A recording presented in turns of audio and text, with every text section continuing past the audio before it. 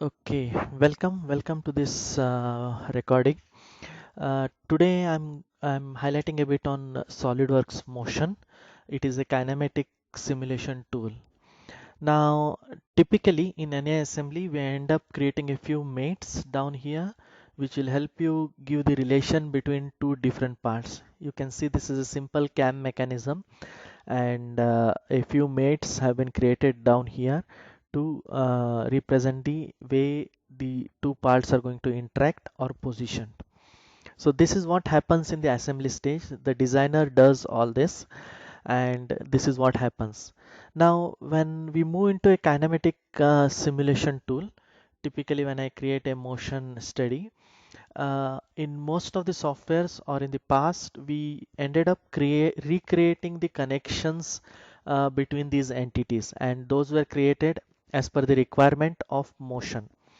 However, in SolidWorks Motion, all these mates are automatically converted to a word called as connectors or connections in the past, or in SolidWorks Motion we keep it as mates itself. So these are similar to what you see in SolidWorks assemblies. However, these are more towards the requirement of motion. So these mates are automatically getting converted internally to the requirements of motion. The only care that the designer needs to take is he creates these mates more sensibly. They should not be created just for positioning or just for creation of them, and he is all set.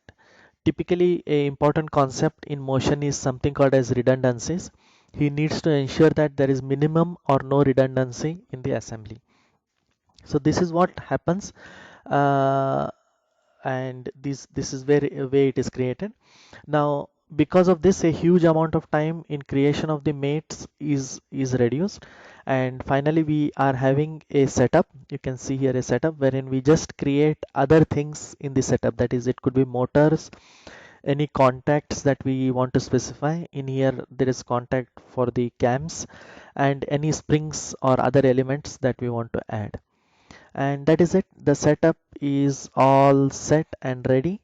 After solving, and if I to play, it looks something like this. Let me reduce the speed, so it looks like this. So this is what I would like to highlight. So in short, whatever mates that we create in SolidWorks assemblies, those can be taken to motion. We need not recreate them. The designer has to do it only once and properly, ensuring that the motion or the mechanism works fine. And from a motion or kinematic simulation concept, we need to ensure that there are no redundancies in the setup. And that's it. Okay, thanks a lot.